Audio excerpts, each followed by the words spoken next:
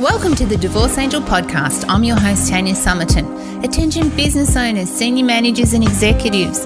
Your successful separation begins right now. We have the answers to the questions you did not even think to ask.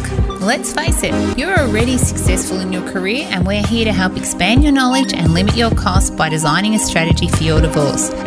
We take all that business knowledge you've acquired and we put it to work.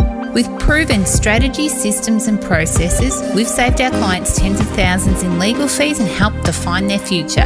And now we're doing the unthinkable. We're revealing the secrets the lawyers have tried to hide and giving you our formula for 5 steps to a seamless divorce. We're changing the world one divorce at a time, so stay tuned. Hey everyone, and welcome back to this week's podcast. Today I wanted to talk to you about something that is very near and dear to my heart. And that is not only financial literacy for not just women, but also for men, but also the power plays that I see go on in a lot of relationships around money. And sometimes it's a ploy, it's a trap, it's how the other person in the relationship controls what's going on. But specifically, I wanted to talk today about a client of mine who has now come out the other end of her relationship and is now divorced. And this week I received an email from her that I will read at the very end. But the email was so touching, given everything that she's gone through, that there's no doubt I got tears in my eyes and got very emotional. Because when this client came and sat in my office, her situation was, the only word I can use is dire. All of us, when we are going through our relationship breakups, the most important thing that the majority of people want is security. And with security, in many cases, is perceived to come from a financial position. So in other words, knowing for certain that you can pay your rent, knowing that you can pay for your gas and your electricity, put food on the table, put petrol in your car, pay the bills that you've always paid. They're the things that the majority of us want the most. And there's no doubt that the fight over finances when going through a divorce can be very, very bitter. And sometimes people think they deserve more for whatever reasons that they have. But what I always like to try and get across is when we're going through our divorce, making sure that we get, now please, as you're listening to this, make sure that this sinks in, that we get what is fair. Not what is perceived as, I deserve this, I went through this, I put up with this, but what is fair. And the reason the word fairness is so important is because I'm a big believer in Aini. And Aini is an ancient Indian word, and it means pretty much the reciprocity of life. And what I've witnessed, given the facts around divorce, so I've spoken about them before, but it's roughly 45% of first-time marriages fail. 70% of those 45% fail a second time. And then 90% of that 70% fail again a third time. Can you imagine? And this is what my primary driver is with my business. Not only to help people get through divorce the better way with my 5 steps to a seamless divorce, but also to understand if we do it the right way the first time and we learn the lessons, let me repeat that, we learn the lessons so we don't get what we are not entitled to. We don't go and spend a fortune fighting for something that really was not ours to start with, that we don't prolong a war, we don't become so emotionally distraught over the fight that it affects us via stress. And then, as we all know, stress brings on all of these other medical conditions. Divorce is awful if you do not do it the right way.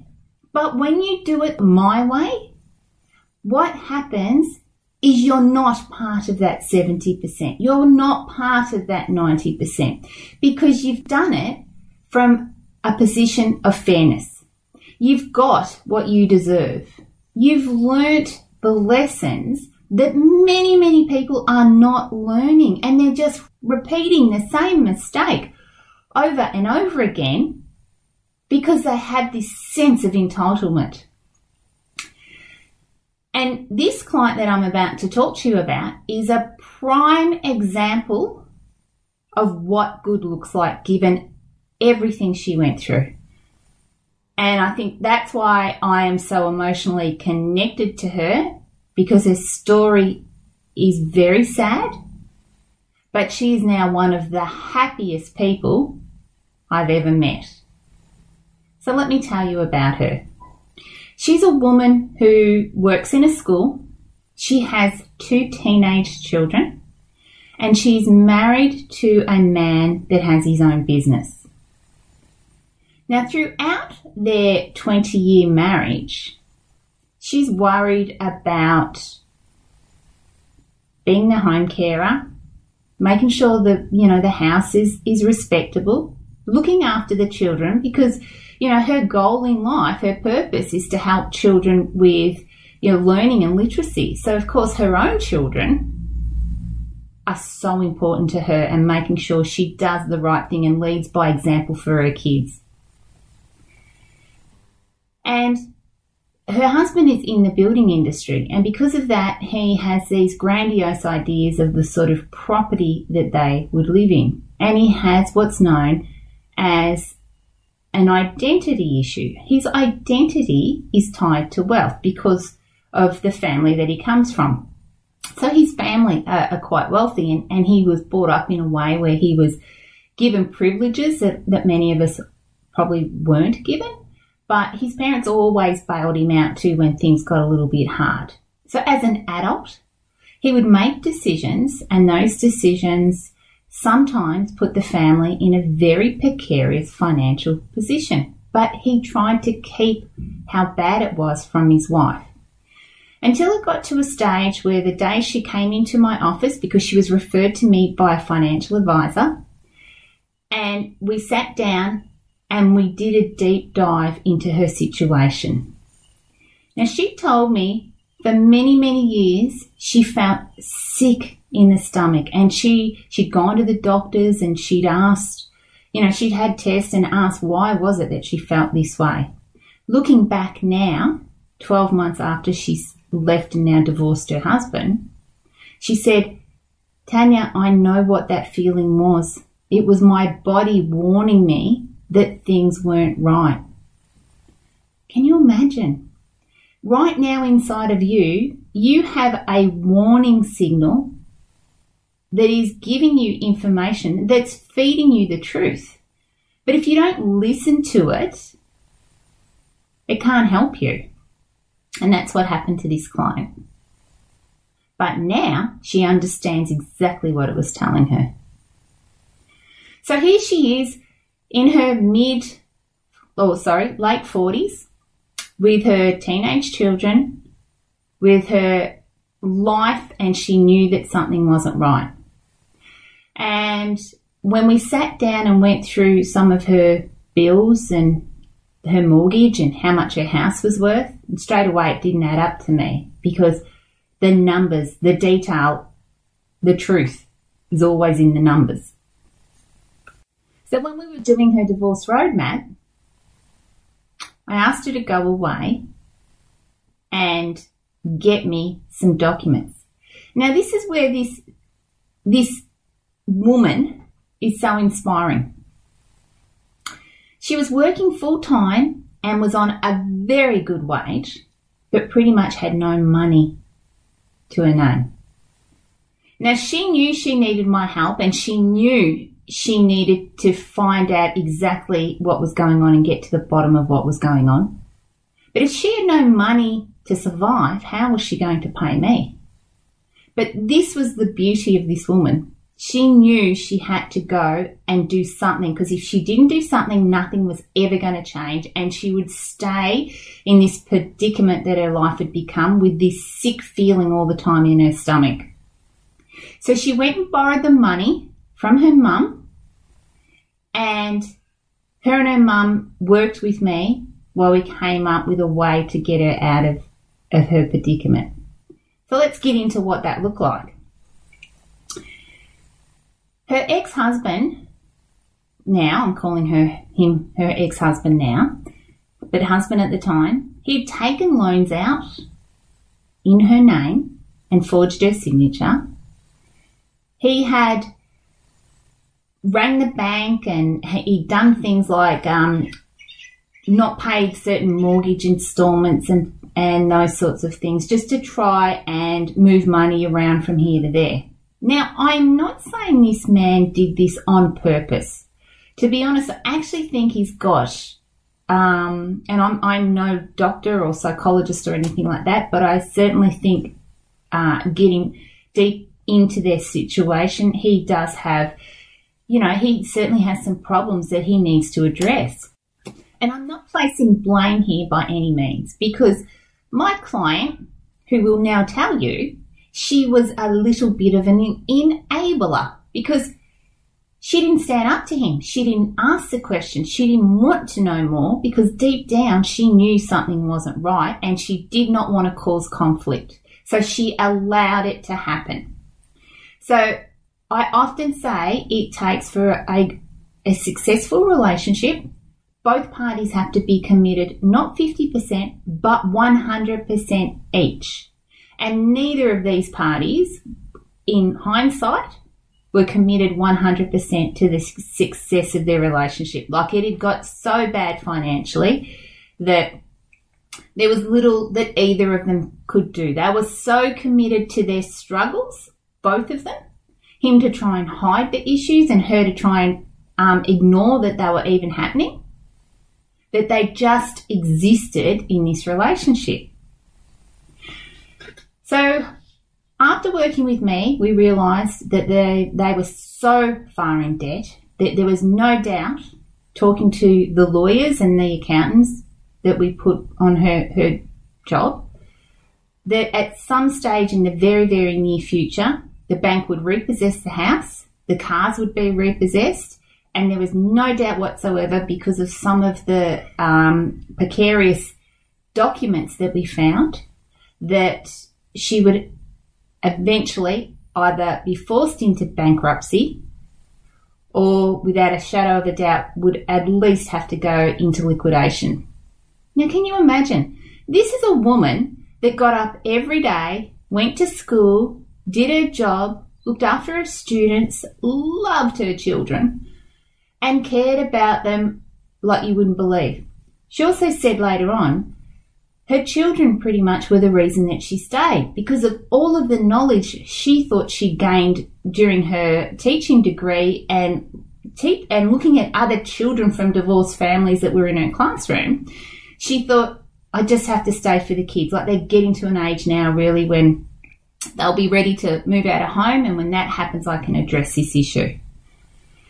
So here she is with this dire decision. She had to leave her husband, and she had to make the decision whether she went into bankruptcy or she just waited for it to happen to her. Now, she took control of her life, and that is what's so amazing about this woman. She took control of her life, even though the picture in front of her was so dire. And if we circle back to the whole thing about security, she felt like there was nothing secure in her life other than the love that she had for her children and the ability to be in control of her life. They were the two things that she had. She had nothing else. She had no money whatsoever. I'm talking nothing. If she didn't go bankrupt, she would owe so much money that she would have to work for many, many years just to pay back the debt that her husband had got her into. And there's so much more here that I am not explaining to you, but just take on face value the picture that I am giving you. because the message is about to come. She said, looking back, there were only lessons and no regret. She took on her shoulders the part that she played in allowing her ex-husband to get them to the position that they were in. And she realised that she was going to work and she was paying the majority of the bills. And I'm talking about a wage here. She was a pretty experienced teacher, so her wage was pretty substantial. I'm not talking, she was in the higher echelon of teachers here in Australia. And all of her wage just went to just keeping everything as it was. Like, they never got any better. They never got any further in life. And I think the last straw for her was when the local mechanic rang up and said to her, "You owe me $4,000. And she said, "What for?" And she said, "Oh, well, because your car was serviced a few months ago and it needed all of these things done to it and you guys still haven't paid." And like, these things day after day would keep just being pushed in front of her, things that she had to address that she was not even aware of. So let's fast forward 12 months. She left her husband, took her children.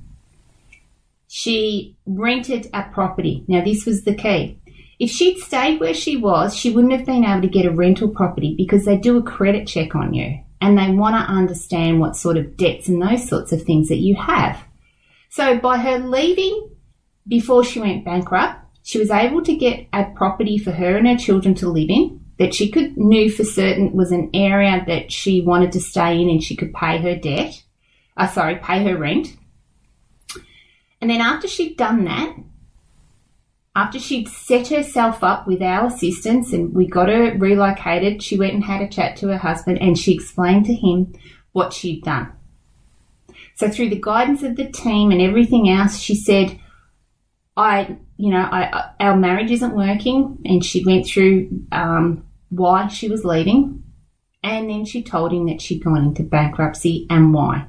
Now, he was so perplexed by why the hell would you want to do that? Because he'd been living in such ignorance for so long and he'd been fighting this perpetual circle of robbing Peter to pay Paul just to keep afloat. He could not believe that she would, and take into consideration, none of this was her doing.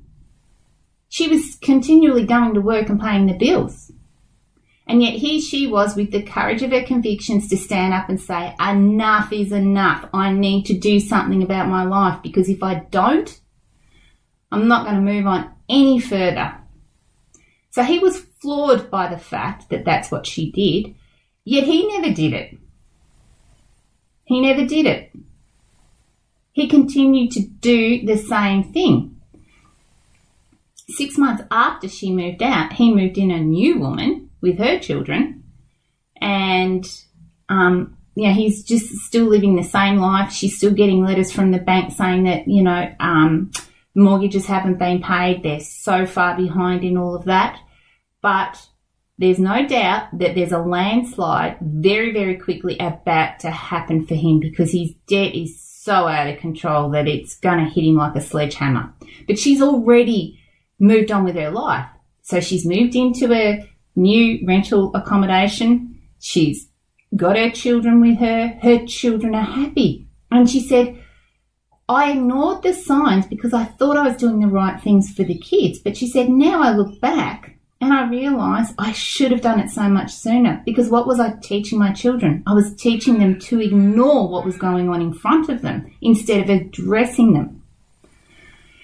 So I now want to just read you the email that I got from her this week. Good morning, Tanya. As I sit on the beach looking over the bay, reflecting on all kinds of stuff, my mind wandered to you. And I wanted to say thank you. Thank you for providing a stable and clear platform for which I could begin my much needed separation journey. And what a journey it has been. Goodness me. Being so generous and catering for my financial situation. Directing me to other professionals who have acted with such integrity, care and thoughtfulness as you. Helping me to begin gathering my life back together again and finding a more normal. For showing such empathy and understanding and encouraging and empowering me to look forward and beginning not just another chapter of my life so far, but a sequel, a fresh adventure with my beautiful big kids, family, and ever so cherished friends. You have impact on people, Tanya, and provide strength and possibility. You are an angel, as your business name suggests. Sometimes they cross your path, and I was one of the lucky ones for such an experience. Thank you again, darling, with a big smile on my face and much love. So can you imagine me opening this email and reading this, given the strength that this woman has shown? Not just that, I also got a beautiful text message from her mum. I got a text message from her mum telling me that I'd made a difference to their life. Now, I did nothing. All I did was provide the tools, I gave her the support, and I let her know that it would be okay. So there's no doubt in my mind she's one of the strongest women that I've ever met, and she is without a doubt one of my truly brilliant success stories. Simply because she wasn't fighting over money. There was no money to get. She was fighting for a better life. She was fighting for a better her, and she was fighting to show her children with tenacity and strength and courage that everything will be okay. So my darling friends, can you imagine the life that she now has? She has no money. She's surviving. She's paying her rent. She's doing everything else. But for 7 years when you're bankrupt, you can't buy, you can't get finance. So she can't buy another house. But she has a clear picture in her mind of what her future looks like. And she's doing such a great job. And you probably already know, if you are in a similar situation and your body is telling you something, the truth is that it is inevitable that at some stage something has to happen. So ask yourself, how long are you prepared to wait until you actually address what's going on? Because no one will do it but you. And if you need my help and support, just know I'm here for you. And we've got the tools, the support, and everything else that you will need to get through this dire situation.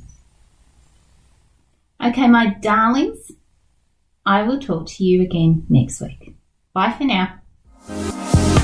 Thanks for listening to the Divorce Angel podcast. Go behind the scenes of my business to learn the secrets no one else will share. Deep dive into the Divorce Angel process and listen to our most popular episodes over at tanyasummerton.com. If you love this episode of the podcast, do me a favour and head over to iTunes and subscribe and leave a review so we can reach more people and change more lives. That's all for now, and I'll catch up with you next week.